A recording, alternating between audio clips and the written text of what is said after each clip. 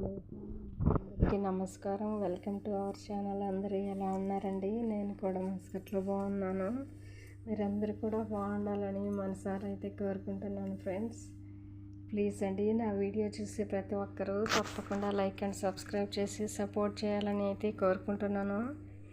ఈరోజు మన రెసిపీ వచ్చేసి బెండకాయ కర్రీ అండి. సూపర్గా ఉంటుంది. తప్పకుండా ఒకసారి ట్రై చేసి చూడండి ఫ్రెండ్స్. ఈ విధంగా చాలా చాలా బాగుందండి కర్రీ మాత్రం.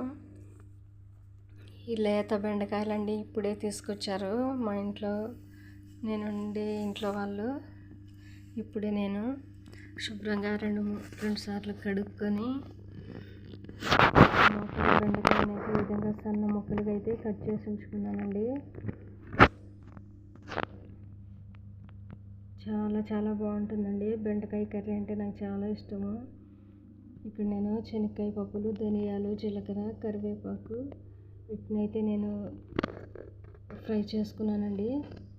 ఈ ఫ్రై చేసుకున్నవి చల్లారిన తర్వాత నేను మిక్సీలో వేసి పౌడర్గా వేసుకున్నాను. కారం, ఉప్పు, కొంచెం పసుపు వేసి వీటన్నిటిని నేను మిక్సీ పట్టి పక్కన పెట్టుకున్నానండి. ఇక్కడ అల్లం, తెల్లగడ్డలు కూడా ఫ్రెష్గా ఈ విధంగా అయితే దంచి పక్కన పెట్టుకున్నాను.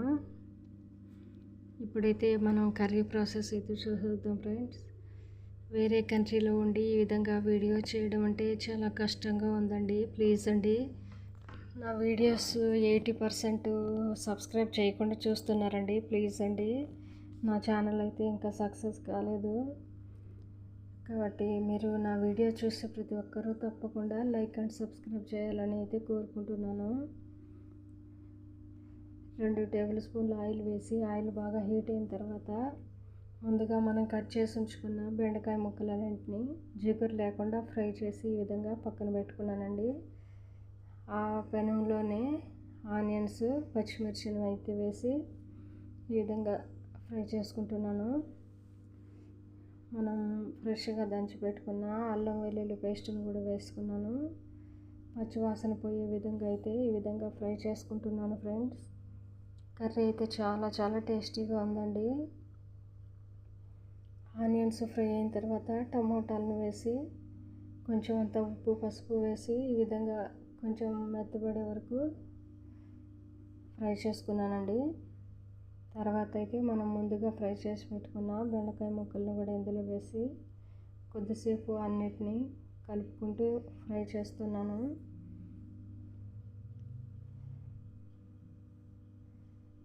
బెండకాయలు చాలా ఫాస్ట్గానే కుక్ అయిపోతాయి కదండి. కాబట్టి మన కర్రీ కూడా చాలా ఫాస్ట్గా అయితే రెడీ అవుతుంది. ఇప్పుడు మనం ముందుగా ప్రిపేర్ చేసి పెట్టుకున్న పొడిని కూడా ఇందులో వేసి బెండకాయ ముక్కలకి అంతా కలిపిసే విధంగా అయితే ఒకసారి కలుపుకొని కొద్దిసేపు అయితే ఉడికించుకుంటే కర్రీ ఇంతేనండి. చాలా సింపుల్ అండ్ టేస్టీ కర్రీ అయితే మనకు రెడీ అయిపోతుంది. చాలా త్వరగా అయితే అవుతుందండి కర్రీ. చాలా చాలా టేస్ట్ కూడా ఉంది. ఇంతేనండి, సింపుల్ అండ్ టేస్టీ బెండకాయ కర్రీ అయితే మస్కట్లో ఆంధ్ర రుచులు, ఆంధ్ర బెండకాయ కర్రీ అయితే రెడీ అయింది. ఫైనల్గా నేనైతే కొత్తిమీరనైతే వేసుకుంటున్నాను.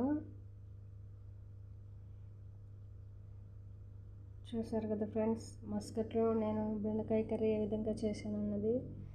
చూసే ముందు తప్పకుండా లైక్ అండ్ సబ్స్క్రైబ్ చేయండి. కర్రీని అయితే నేను డిష్ అవుట్ చేస్తున్నానండి. వేరే బౌల్లోకి అయితే వేసుకుంటున్నాను. ఫైనల్గా నేను రైస్ అయితే పెట్టుకొని వచ్చాను. ఇప్పుడు మనం కర్రీ వేసుకొని టేస్ట్ ఎలా ఉందో చూసేద్దాం ఫ్రెండ్స్.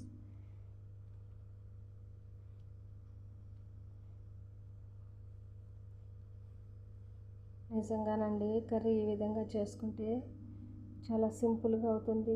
మనకు టైం కూడా చాలా. ఇప్పుడైతే మా ఇంట్లో వాళ్ళు అయితే తింటున్నారండి. వాళ్ళు తినేలోపు నేనైతే కర్రీ అయితే వండేసుకున్నాను. చాలా తొందరగా అయింది. ఓకే, థ్యాంక్ యూ అండి. Thank you so much for watching my video. మరొక వీడియోతో మళ్ళీ కలుసుకుందాం. అంతవరకు సెలవు. Until then take care.